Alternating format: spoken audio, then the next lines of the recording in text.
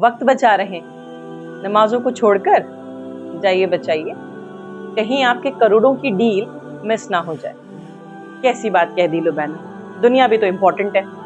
हाँ है, हाँ बिल्कुल है, ताना थोड़ी मार रही हूँ, क्योंकि इसी दुनिया के ऊपर डिपेंड करती है हमारी आखिरत। अब ये सुनते जाइए कि जिस नमाज को छोड़कर के हम अपना वक्त बचा रहे हैं, उसी नमाज का हिसाब किताब सबसे पहले होगा क़यामत के दिन। सुनन नसाई हदीस नंबर 467, तिरमिज़ी हदीस नंबर 413। आइए अब इस नमाज की अहमियत को समझते हैं। अल्लाह ताला ने कुरान के अंदर सूरह निसा में आयत नंबर 102 के अंदर फरमाया, जंग की हालत में एक सफ पहरा देगी, यानी प्रोटेक्ट करेगी उन लोगों को, उस सफ को जो सजदा कर रही है। बाद में जो सफ सजदा कर चुके वो आके प्रोटेक्ट करेगी उनको जो सफ पहले उनकी हिफाजत कर रही है। ये है जंग का वाक़या, यानी जंग के वक्त में भी अल्लाह ताला ने नमाज को माफ नहीं किया।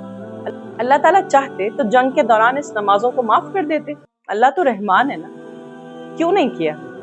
क्योंकि अल्लाह को पता है कि सजदा ही वो लम्हा है जिस वक्त बंदा अपने रब के सबसे ज्यादा करीब होता है और उसके मामलात सबसे जल्दी सजदे में आसान होते हैं।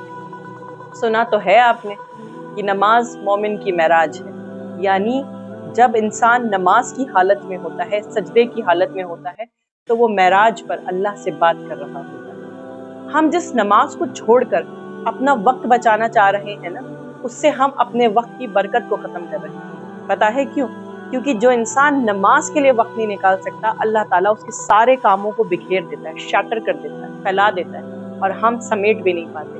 लेकिन जो बंदा कामों से ज़्यादा पहले प्रायोरिटाइज करता है नमाज को और नमाज के लिए अपना वक्त निकालता है, अल्लाह ताला उसके तमाम तर कामों को समेट के उसकी आंखों के सामने रख देते हैं और उसके वक्त में बरकत हो जाती है। और नमाज ही वो चीज़ है जो हमारे और कुफ्र के दरमियान फ़र्क करती है। जिसने नमाज छोड़ दी उसने कुफ्र किया। तिरमिज़ी 2621। ये बताएं, शैतान ने अलग क्या किया था? क्या उसने अल्लाह का इनकार किया था? नहीं, उसने भी सजदे का इनकार किया था और वो हो गया शैतान, यानी अल्लाह की कुल रहमत से महरूम।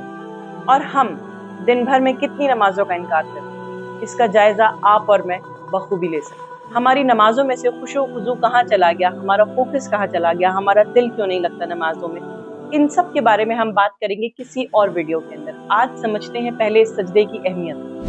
सजदा वो मकाम है जहाँ पर अल्लाह थकी हुई रूह को अपनी रहमत के आगोश में ले लेता है। और ये सजदा सिर्फ जिस्म का झुकना नहीं है, ये रूह का एतराफ़ है कि ए मेरे अल्लाह, मैं कुछ भी नहीं पर मेरा रब तू सब कुछ है। और सजदा ही वो लम्हा है जिसमें बंदा दुनिया से थक करके, हार करके अपने दुखड़े अल्लाह के आगे रोता है और उससे मदद मांगता है। सजदा ही वो नेमत है कि जहाँ पर हमारे तमाम तर मुश्किलों का हल एक अल्लाह पुकार करके मिल जाता है। जो कोई भी इन सजदों की लज्जतों को समझ जाता है, वो दूसरों के आगे इज्जतों को ढूंढता नहीं फिरता। अगर इंसान सजदे की लज्जत को जान ले तो किसी के कदमों में इज्जत को तलाश न करे। और जो सर सजदे में झुकते हैं वो दुनिया में किसी के आगे नहीं झुकते। और सजदा वो जगह है जहाँ पर बंदे की आंखें बंद होती हैं लेकिन अल्लाह फिर भी नजर आ रहा होता है।